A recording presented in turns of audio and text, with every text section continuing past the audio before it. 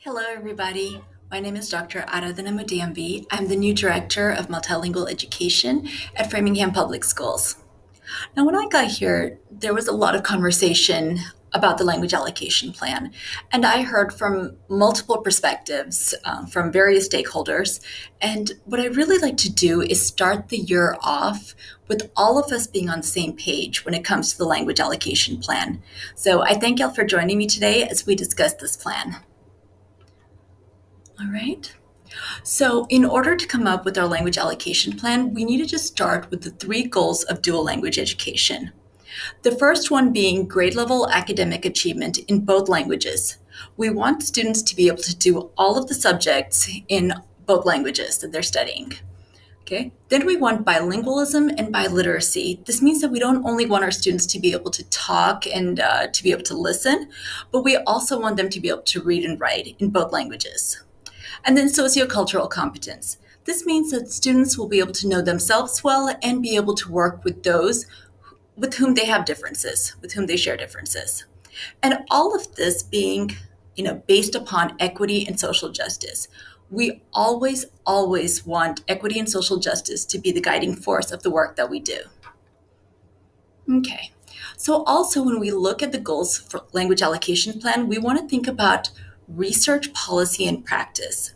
So when I came up to New England, I came up because I joined the doctoral program at Harvard University.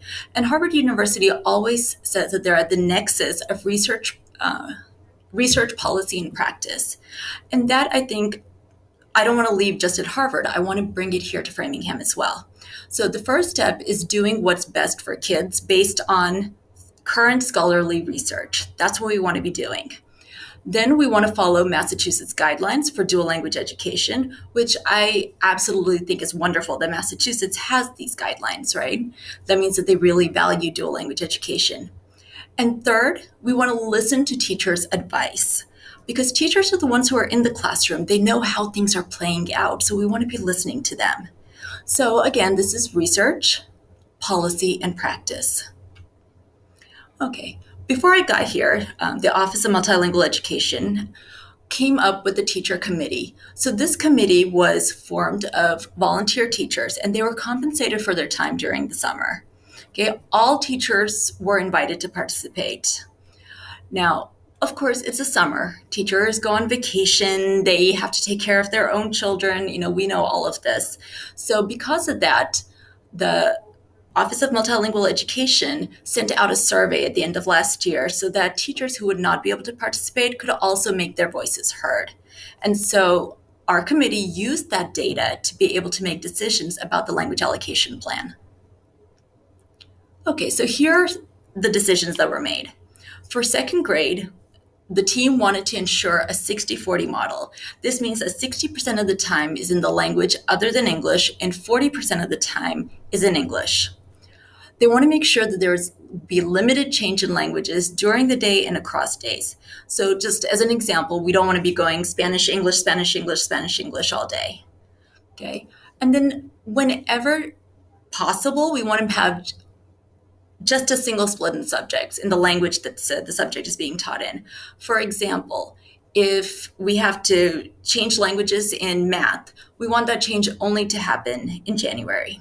Okay. Third through fifth grades, what did they say? They want to ensure a 50-50 model. This means 50% of the time in Spanish or Portuguese and 50% of the time in English. And then they wanted to alternate languages every 6 weeks rather than every 2 weeks and have teachers teach each of these subjects simultaneously. So we know there are two teachers at this stage, third through fifth grade, right? The one who's facilitating in the language other than English, so Spanish or Portuguese, and the one who's facilitating in English. They want to teach the same subject at the same time. And this makes sense. This is so that they're able to collaborate and work together.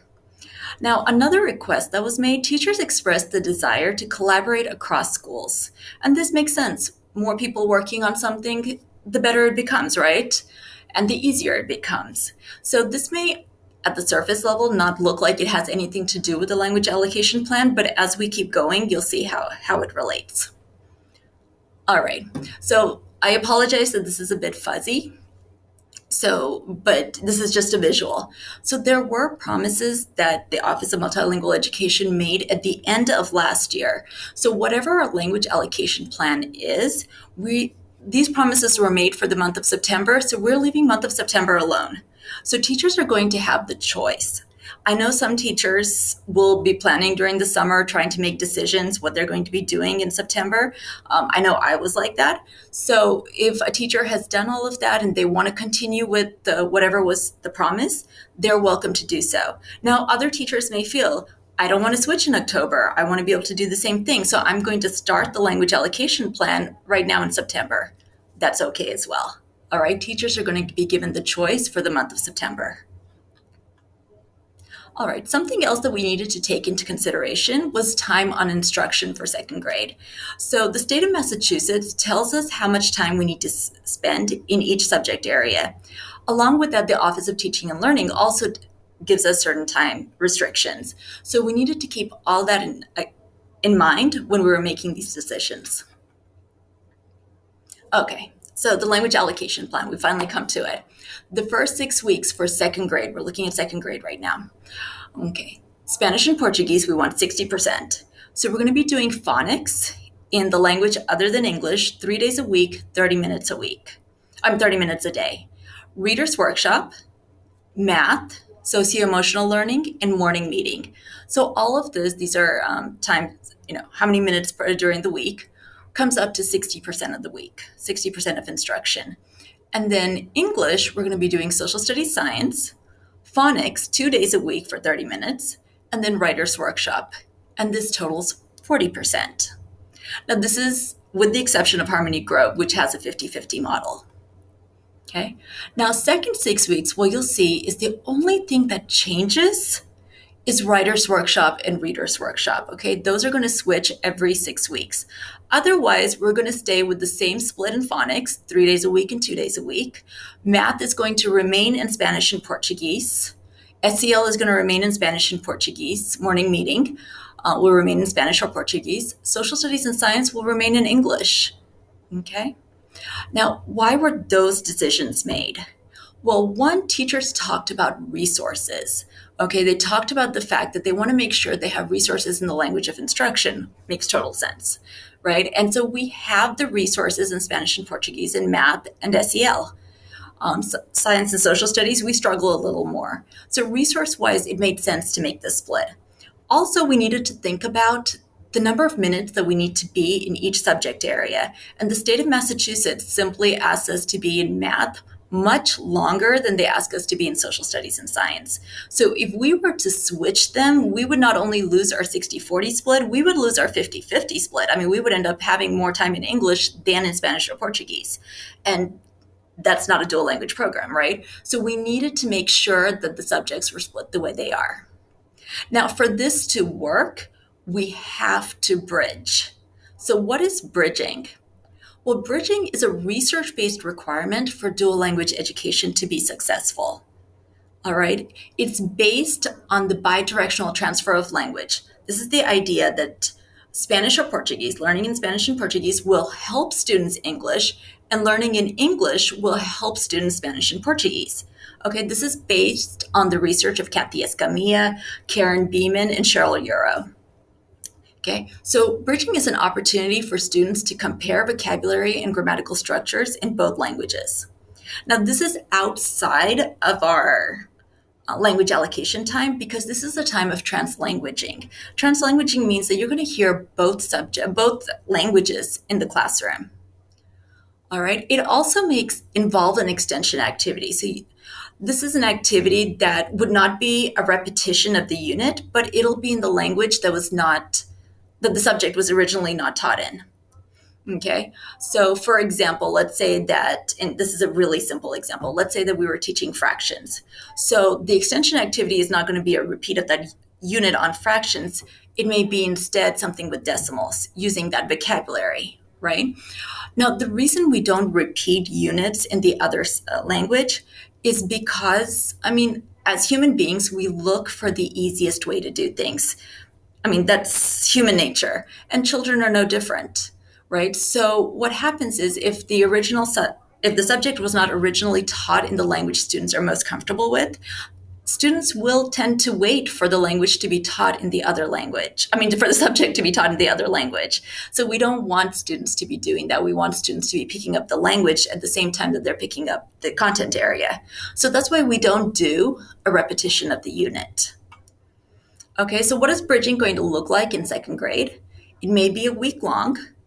It'll be 1 to 2 days during the week for simple bridging.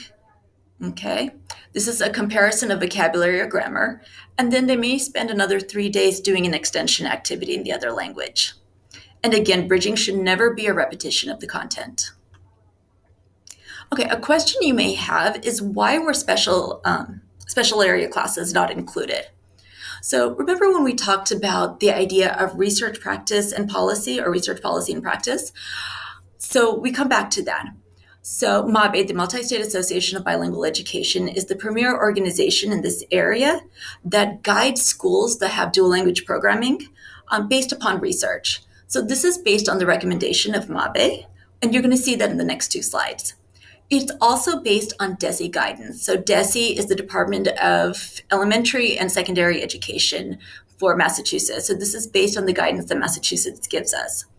And then it's also the practice across recognized dual language education schools throughout New England. For example, the International Charter School in Rhode Island, which has amazing results, and Compañeros in Connecticut, which is actually the first dual language school in New England.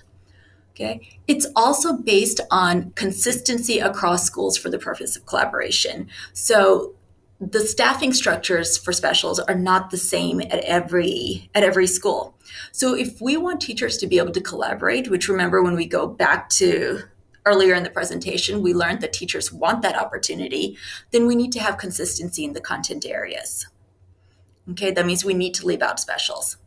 Now, all that said, I want us to work towards having greater time in the language other than English, whether that be Spanish or Portuguese. So we want to increase that time in specials at all schools. We want to increase that time in before school care, after school care, activities during the weekend even, right? So we want students to be using the language as much as possible. So we're going to be working on that as we keep going. All right, so this is a slide from MABE. This is from the Dual Language Essentials workshop that they have. So this is an example of the 50-50 schedule that was cut straight from DESE, actually. And if you see, lunch and specials are not included, right? So it says here, language allocation plan, 50-50 core content instruction in both languages. All right, it's core content instruction. Now going to our next slide, it tells us, and this is again from MABE, from the Dual Language Essentials Workshop, literacy and content in both languages with a clear language allocation plan. So in elementary, it reads at least 50% of core content instruction. And if we follow the asterisk down here, it tells us language allocation refers to core content instruction, taking place in the target language at the elementary level. Target language meaning Spanish or Portuguese. Now, when we go to secondary, just as looking ahead, or if you have some older children, you need at least language arts. So that can be Spanish language arts or Portuguese language arts, depending on the dual language program, and one content area in the target language. So that may be science, social studies, or math. Okay. Now, third grade looks a little different because now we have 2 teachers. One teacher who teaches in the language other than English, so whether that be Spanish or Portuguese, and another teacher who's facilitating in English, who's teaching in English. So we're going to think of it as having 2 groups of students as well, Group 1 and Group 2. So Group 1 will be taking, let's say in Spanish or Portuguese, they'll be taking phonics, reader's workshop, social studies, science, and socio-emotional on that first week. And then in English, they'll be taking writer's workshop or math. Now, what's going to happen in week 2 is that they're going to switch phonics. Okay, they're going to have English phonics, but everything else is going to stay the same.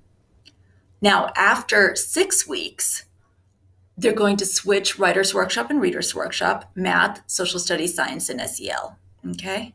So there's going to be a switch every 6 weeks, with the exception of phonics, which switches every week. All right, so both teachers are teaching the same course, but in different languages. And the same lessons are not going to be taught twice. So when the kids switch after 6 weeks, they're going to move on to the next unit. So for this, bridging has to occur. And so we're just going to have that simple bridging around 2 days because the extension activity happens when they switch languages. Now, if this is a little confusing, please bear with me a bit because I'm going to be showing it in a different view so that, we all see things differently, so that might help. Okay, fourth and fifth grade is going to be exactly the same. So you'll have the language other than English and English. Students will be doing the same thing, except there's no phonics, and then they'll switch after every 6 weeks. Okay, so here's a teacher's view of what's going on. So this might be helpful. So here's the teacher who facilitates in the language other than English. So this could be the teacher who's teaching in Spanish or the teacher who's teaching in Portuguese. And this is the teacher who facilitates in English. So now let's say we have a red group and a blue group. So red group is going to be with, we're just going to pick, so we're going to say the Portuguese teacher. So the red group is with the Portuguese teacher while they take social studies, science, and socio-emotional learning and reader's workshop. Now the blue group, on the other hand, is going to be with the teacher who teaches in English for the same subjects. Now midday, what's going to happen? The teachers are going to switch kids. And now the blue group comes over here to the Portuguese teacher, the teacher who's teaching in Portuguese, and will take writer's workshop and math. And the red group comes over here for the teacher who's facilitating in English and takes writer's workshop and math as well. And then if you see here, after the first 6 weeks, it's like the teacher switch. So the kids are still taking the same subjects, but now each subject is going to be in the opposite language. Okay? I hope that was clearer, if it wasn't clear in the beginning. All right, so a question you may have is, what about kindergarten and first grade? So kindergarten and first grade are going to be exactly the same as last June, but we recognize that there's work to do. So the Department of Multilingual Education will be working with the teachers to analyze the plan and see if there are any updates that we need to do for next year. So we're talking about 2022-23, right?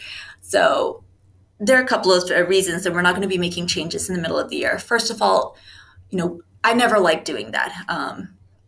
It's difficult to make changes in the middle of a school year. Difficult for the teacher, difficult for the students, difficult for administrators. It's just all around difficult. And then we add to that the fact that we're still in a pandemic and we don't know what's coming ahead. It's better for us to be working together so we can plan for next year. All right?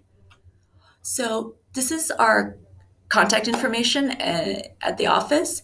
If you have any questions, please don't hesitate to reach out to any of us. All right, thank y'all so much and have a great day.